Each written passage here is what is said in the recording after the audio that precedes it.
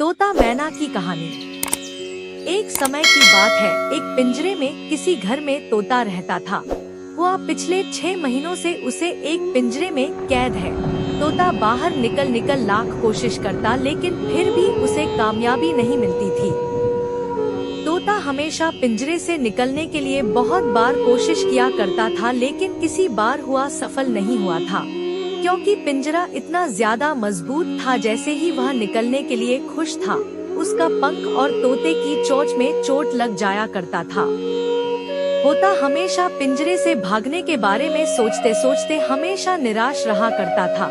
यह सोचकर होगा हमेशा दुखी रहता था, ना ज्यादा खाता था ना ज्यादा पीता था। अचानक एक दिन तोता दिखता है कि एक मैना उसके घर के बाहर बैठी हुई थी।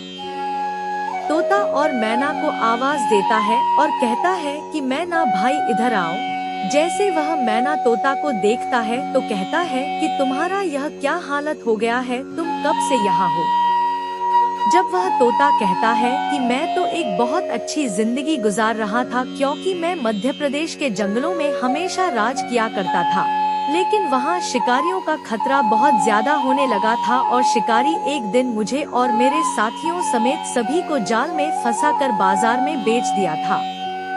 यह बात इसलिए 6 महीने की है, तब से मेरा दोस्त भी अलग अलग बिछड़ गए थे, क्योंकि जो शिकारी हम लोगों को जाल में फंसाया था वह अलग अलग लोगों के पास हम लोगों को भेज दिया था। अब हम तो यह भी नहीं पता कर सकते हैं कि मेरे साथियों का क्या हाल हुआ होगा और वह कहाँ पर अभी। तोता मैना से कहता है कि तुम मुझे बाहर निकालने में मेरी कुछ मदद करो। मेरा यहाँ दम घुटने सा लगता है और मुझे लगता है कि मैं कब बाहर चला जाऊंगा और घूमते पूछते जिंदगी मजे करूं। मैना तोता को निकालने के लिए तरकीब में सोचने लगी थी।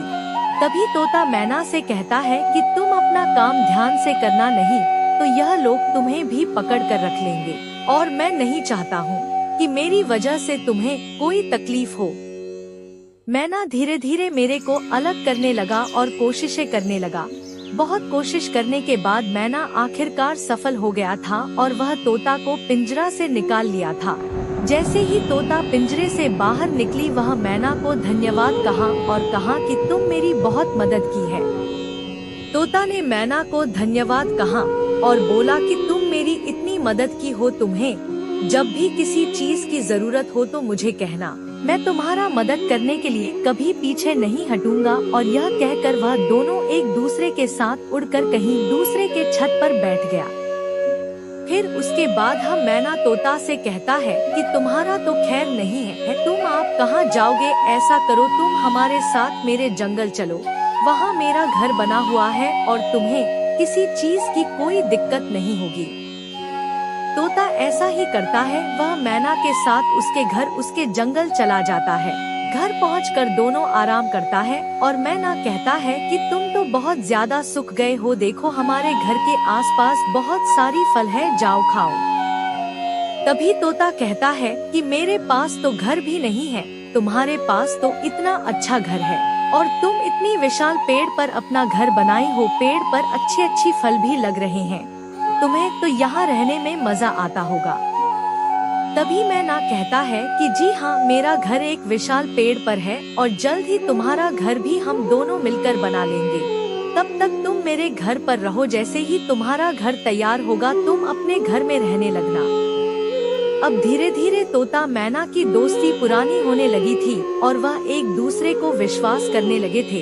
तोता हमेशा मैना के साथ ही रहा करता था और इधर उधर घूमा जाता था खाने पीने के चक्कर में। कुछ दिन बाद मैना ने तोता का घर बना दिया और वह दोनों एक साथ खुशी खुशी एक ही पेड़ पर रहने लगे थे। हमेशा वह एक दूसरे की मदद किया करते थे। जैसे कि अगर किसी मदद की जरूरत तोता को पड़ रहा था तो मैंने उसकी मदद करता था, और जब तोता की जरूरत पड़ती थी तो मैना उसकी मदद किया करती थी। तोता मैना हमेशा एक साथ और सबके सुख दुख में काम आता था। इसी कारण से जंगल के सभी जानवर तोता मैना की दोस्ती का मिसाल दिया करता था। तोता मैना दोनों मिलकर जंगल के सभी जानवर को भी हमेशा मदद किया करता था, जिस कारण जंगल के सभी जानवर तोता मैना को बहुत ज्यादा पसंद किया करता था। एक दिन की बात है, जंगल में आग लग जाती है। हाँ, कितनी ज्यादा भयंकर लग गई थी कि पूरे जंगल में सिर्फ आग ही आग दिखाई दे रहा था। आग के कारण जंगल के सभी जानवर और पशु पक्षी बहुत ज्यादा परेशान दिखाई दे रहे थे। तभी एक पक्षी में आग लगने की वजह जानने के लिए इधर उधर घूम रही थी और अपने साथी पक्षियों से यह पूछ रहे थे कि जंगल में आग किस प्रकार से लगी है। किसी को कुछ नहीं पता था कि जंगल में आग कहां से और कैसे लग गई थी। आप जंगल के सभी जानवर भागम भाग करते दिख रहे थे और पशु पक्षी भी भागते फिरते नजर आ रहे थे। देखते ही देखते पूरी जंगल में आग लग गई थी। जंगल में आग इतना भयंकर था कि किसी को कुछ दिख भी नहीं रहा था कि किधर से आग आ रही है, किधर खत्म हो रही है। जंगल के सभी पशु तो एक साथ किसी अलग अलग दूसरी सुरक्षित स्थान पर पहुंच गए थे, लेकिन कोहरा ज्यादा होने के कारण जंगल के पक्षियों को कुछ दिखता ही नहीं था। यही कारण है कि पक्षियों को आने जाने में दिक्कत हो रही थी। इस प्रकार की आग को देखकर तोता मैना भी बहुत घबरा गया था। उसे कुछ भी समझ नहीं आ रहा था कि वे अपनी जान किस प्रकार बचाएंगे। अभी मैना कहती है कि चलो हम लोगों के जंगल के जानवरों की जान बचाते हैं।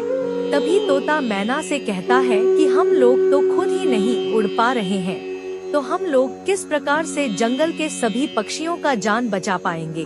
तभी मैना कहती है कि हम दोनों तेल के एक धनी को अपनी अपनी सोच में पकड़ लेंगे और जंगल के सभी जानवरों को इसमें बैठाकर एक जगह से दूसरी जगह लेकर जाएंगे। तोता मैना ऐसा ही करती है। वह दोनों एक रानी को एक छोर से तोता पकड़ता है और दूसरे छोर से मैना पकड़ता है। वे दोनों एक टहनी को लेकर जंगल के सभी पक्षियों को बुलाता है और कहता है कि चलो मेरे साथ चलो, हम लोग किसी सुरक्षित स्थान पर चले जाएंगे। तोता मैना दोनों मिलकर जंगल के सभी जानवरों को, मतलब कि पक्षियों को, एक स्थान से दूसरे स्थान लेकर जाते हैं, लेकिन किसी और पक्षी को लाने के चक्कर में वह दोनों आग के लपेटे में आ जाते हैं। उसके बाद दोनों तोता और मैना जंगल की आग में और उसके लपेटे में आ जाती है। तभी तोता कहता है कि मैना तुम किधर हो, मुझे कुछ दिखाई नहीं दे रहा है। तोता भावुक आवाज में कहता है कि मुझे भी कुछ दिखाई नहीं दे रहा है, लग रहा है कि हम लोगों का समय शांत हो गया है। अगर जिंदगी रही तो हम दोनों फिर से मिलेंगे। इतना ही बोलकर तोता की मृत्यु हो जाती है।